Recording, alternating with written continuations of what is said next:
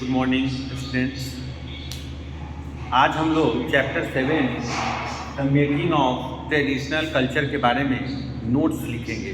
हम लोगों ने पिछले 2-3 क्लास में जितना भी पढ़ा है उन सबको आज कॉपी में थोड़ा सा नोट डाउन करेंगे और उसको याद करेंगे। तो पहले हम बात करेंगे इंट्रोडक्शन के बारे में।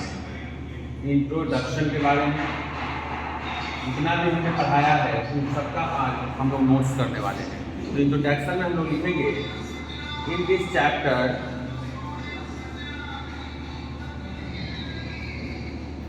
Chapter comma we will discuss about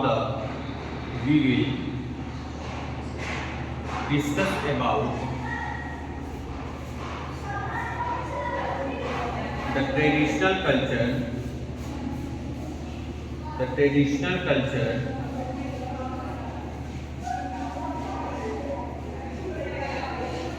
of North India and some part of Central India, of North India and some part of Central India।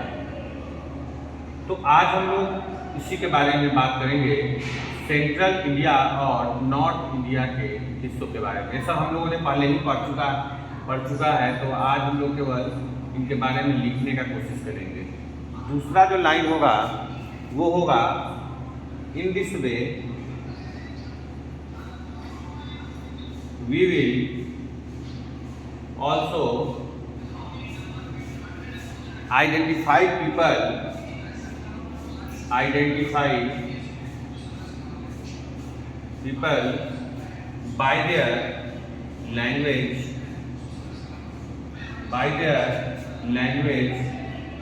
comma music, comma painting, comma dance forms and food habits. तो ये हमारा था इस chapter का introduction में हमने क्या क्या देखा कि हम लोग इस चैप्टर में क्या क्या डिस्कस करने वाले हैं, और हम लोगों ने ये सब किया भी है। तो हम लोगों ने देखा कि हम लोग ट्रेडिशनल कल्चर के बारे में देखेंगे जो कि कहाँ कहाँ फैला हुआ है, तो नॉर्थ इंडिया में और सेंट्रल इंडिया में।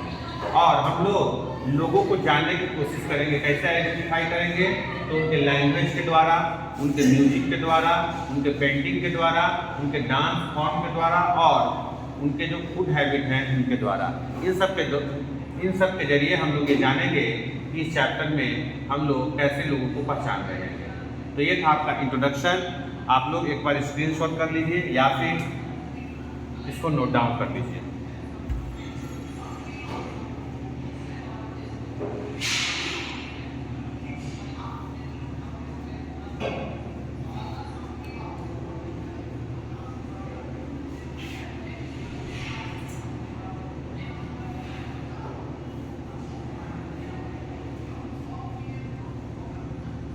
अब हम लोग आगे बढ़ते हैं और हमने जो पढ़ा था, जो हमारा जो नेक्स्ट चैप्टर है, नेक्स्ट जो टॉपिक है उसके बारे में हम थोड़ा सा नोट्स करेंगे। तो चलिए देखते हैं नेक्स्ट टॉपिक क्या था। नेक्स्ट टॉपिक था हमारा the Cheras and the traditional development Malayalam, the Cheras and the development of Malayalam. तो अगला जो हमारा टॉपिक था the Cheras and the development of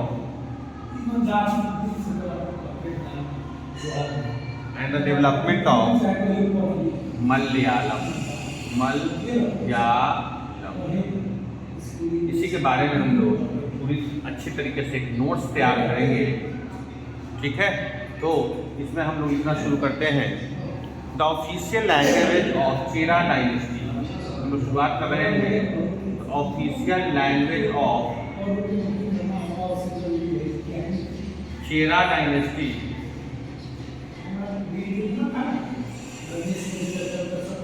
The official language of Chera dynasty was Malayalam. Malayalam जो था उसकी ऑफिशियल लैंग्वेज थी। अगर हम लोग बात करें ये जो चेरा डायनेस्टी है ये कहाँ लोकेटेड है, तो अगला लाइन जो होगा it is located on, it is located at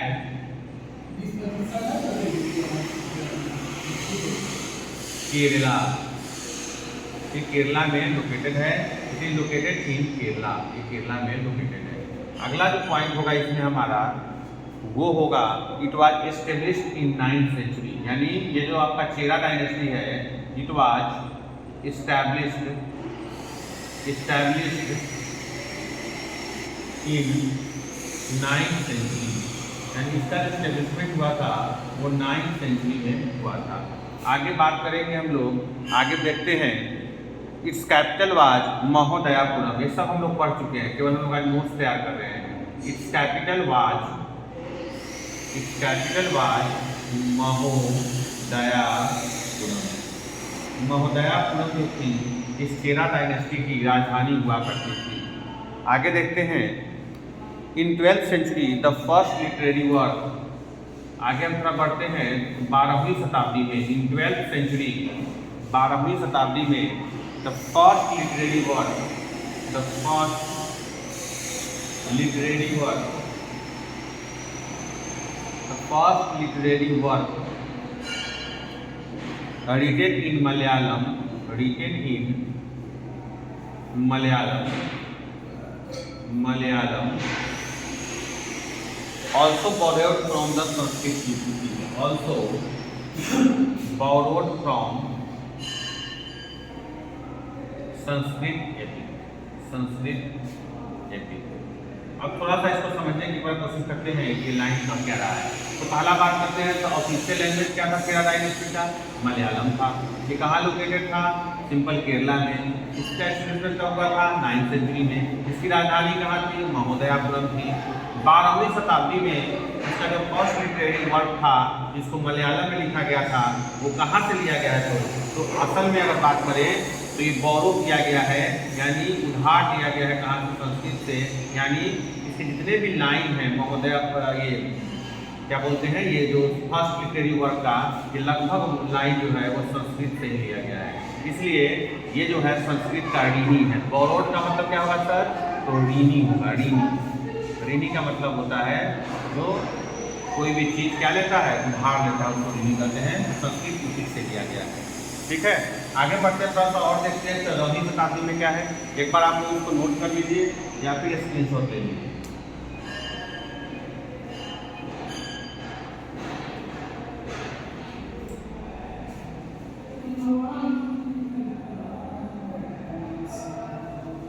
चलिए स्क्रीनशॉट हो गया होगा, हम आगे चलते हैं।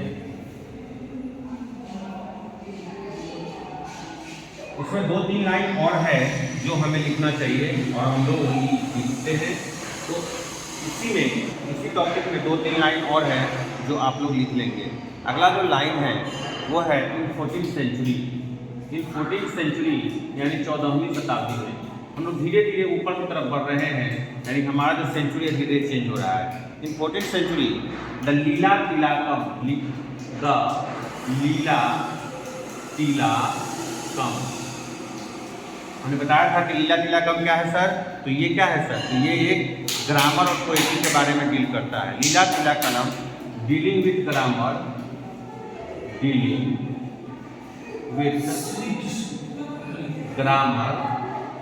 And poetics dealing with grammar and poetics was composed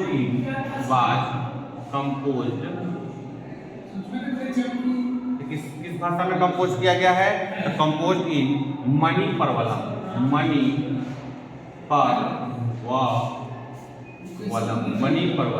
अब कहिएगा सर मणिपरवलम क्या है, तो हमने क्लास में डिस्कस किया है कि मणिपरवलम क्या है, लेकिन एक बार हम और इसको डिस्कस करते हैं।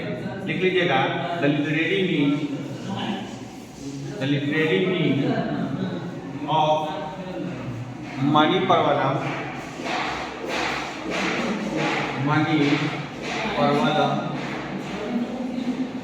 जो लिटरेरी मीन है मणिपरवलम का वो क्या है sir, is diamond and coral.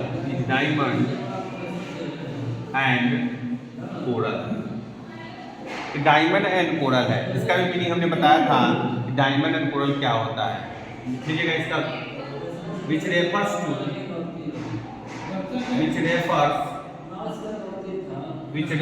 to languages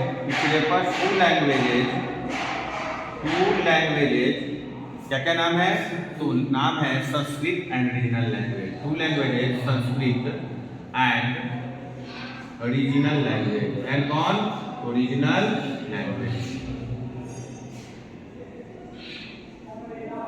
ठीक है, आगे हम चलते हैं और हम थोड़ा सा और देखते हैं कि इस टॉपिक में और हमने क्या है। ठीक है, तो याद रखिएगा ये जो है मलयालम जो है वन ऑफ द अर्लीस्ट है। लिख लीजिएगा, Malayalam is one of the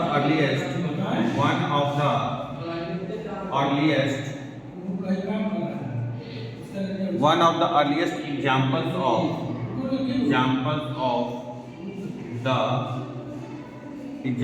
of the use of regional language as an official language, regional language as an official language, मतलब ये पहली दफा था जब कोई रीजनल लैंग्वेज को ही ऑफिशियल लैंग्वेज मान लिया गया था। क्या मान लिया गया था सर? तो रीजनल लैंग्वेज को ऑफिशियल लैंग्वेज मान लिया गया था। हमने पहले लाइन में इसकी चर्चा की है कि मलयालम जो है केरला की ऑफिशियल लैंग्वेज हुआ करती थी तब जबकि चेरा डायनेस्टी वहाँ पे विद्यमान थी। आगे जो है इसका लास्ट लाइन हम लोग यहीं लिख लेते हैं, यहीं पे लिख लेते हैं। लास्ट लाइन जो इसका है वो क्या है? The temple theatre of Kerala. इसको ऊपर कर लेते हैं, इसको हम लोग ऊपर कर लेते हैं। The temple theatre of Kerala, the temple theatre of Kerala, the temple theatre of Kerala. ये वो वाला थिएटर नहीं है जो मूवी हम लोग देखते हैं। यहाँ पे बारे में कहा गया है, यानी temple theatre of Kerala which borrowed stories from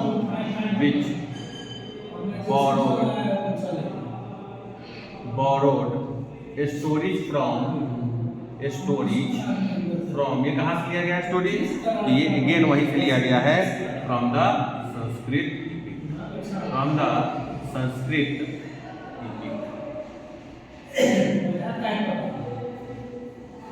ठीक है, ये था आपका इस टॉपिक का पूरा नोट्स जो हमने बनाया है अच्छे से। अब आप इसका भी एक बार स्क्रीनशॉट ले लीजिए, फिर हम लोग आगे नेक्स्ट की तरफ बढ़ेंगे। एक बार ले लीजिए स्क्रीनशॉट, ले लीजिए।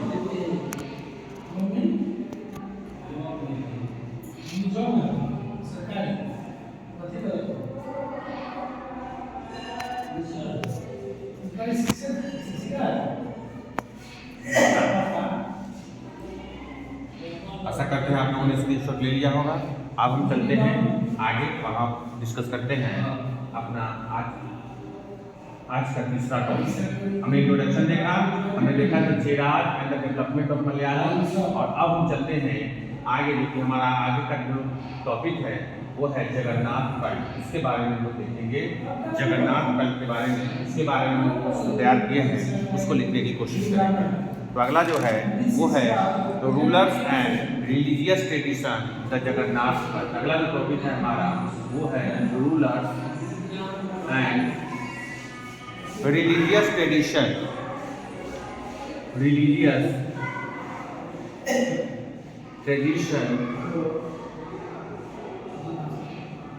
The Jagannath cult. क्या है? जगन्नाथ कल्ट। इसी के बारे में हम लोग देखेंगे। इसका नोट्स हम तैयार करेंगे, इसके बारे में हमने बहुत अच्छा से डिस्कस किया हुआ है ऑलरेडी। ठीक है, तो लिखेंगे in the Jagannath cult, in the Jagannath cult,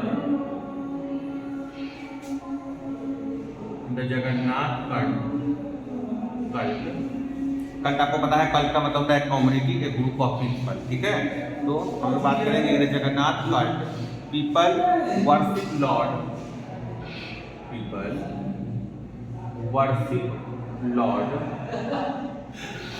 people worship lord. कौन से लॉर्ड को पूजा करते थे? Lord of the world, lord of the world, lord of the world, ठीक है, named for Vishnu at Puri Odisha. क्या है? Name for Vishnu at Puri Odisha, Puri Odisha. अगला जो है वो हम लोग देखेंगे in 12th century,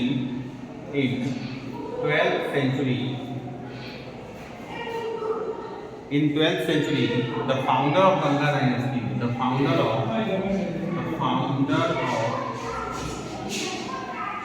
Ganga dynasty, founder of Ganga dynasty, हमने कब था फाउंडेशन, कब था हमने बताया था 1076 CE में, ठीक है। तो फाउंडेशन ऑफ गंगा डायनेस्टी क्या नाम था? अनंत वर्मन, नेम्ड अनंत वर्मन। क्या नाम था? Anant Varman.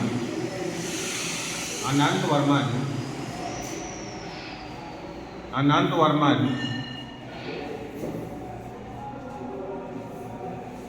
decided to erect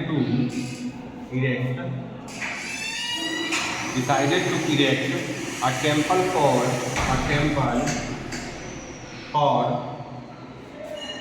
Purushottam Jagannath, Purushottam Jagannath eight,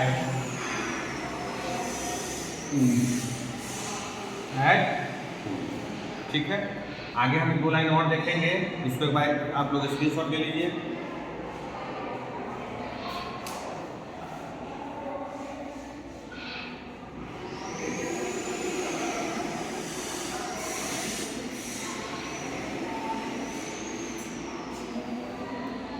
आप लोगों ने स्क्रीनशॉट ले लिया होगा। अब हम लोग आगे चलते हैं, हम लोग इसको इरेज करेंगे, फिर हम लोग थोड़ा सा और जो बचा हुआ 2-3 पॉइंट है उसको पूरा करेंगे।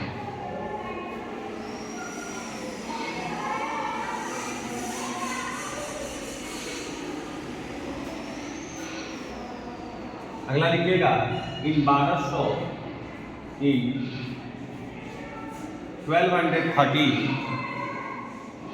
किंग, क्या नाम था? तो किंग अनंग Bhima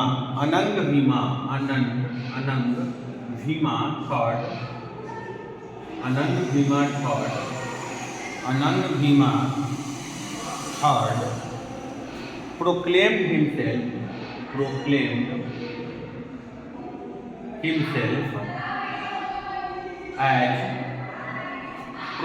himself as the deputy of the god,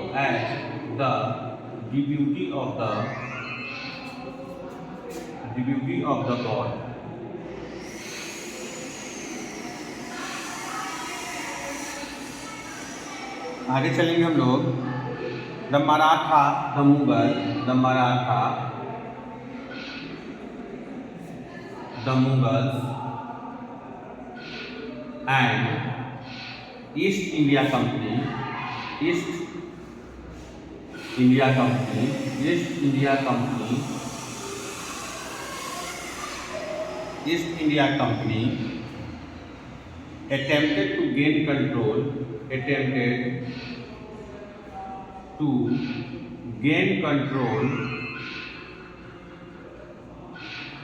attempted to gain control over the temple।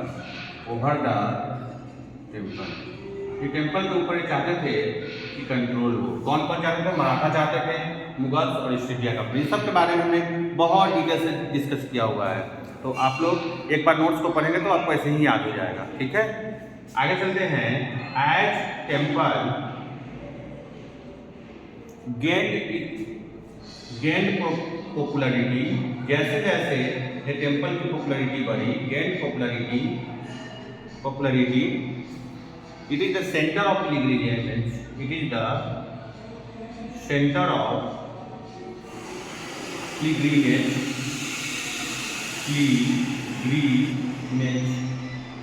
pilgrimage and hence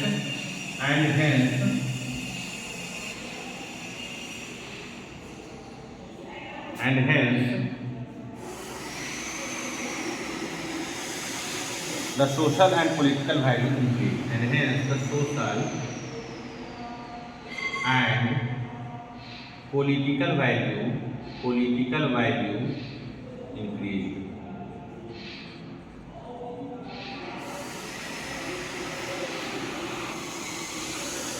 तो फिर से देखिएगा 1230 में क्या था, तो एक कींग आते हैं अनंत वर्मन के बाद, इनका नाम था अनंग भीमा थर्ड। ये अपने आप को कहते हैं कि भगवान के हम क्या है, डिप्यूटी हैं। ये कहते हैं कि हम भगवान के डिप्यूटी हैं। आगे मराठा ने, मुगल्स ने, ईस्ट इंडिया कंपनी, ये सब चाहती थी कि इस टेम्पल पे हमारा कंट्रोल हो। जैसे जैसे टेम्पल की पॉपुलैरिटी बढ़ी, यहाँ ये जो जगह था, ये जो मंदिर था, ये तीर्थयात्रियों का एक क्या बन गया, केंद्र बन गया। और केंद्र बनने के कारण इसका सोशल और पॉलिटिकल वैल्यू इस जगह का बढ़ गया। तो आज हम लोगों ने 2 टॉपिक का नोट्स तैयार किया है, और मैं चाहता हूं कि आप लोग भी इसकी अच्छी से तैयारी कर ले, एक अच्छा सा नोट बना ले इसका, ठीक है। और ये नोट्स आप लोग जब क्लास ऑफलाइन में आएगा, जब क्लास हम लोग साथ में करेंगे, उस समय आप लोग कॉपी चेक करवा लेंगे। तो आप लोग एक बार स्क्रीनशॉट ले लीजिए अच्छे से।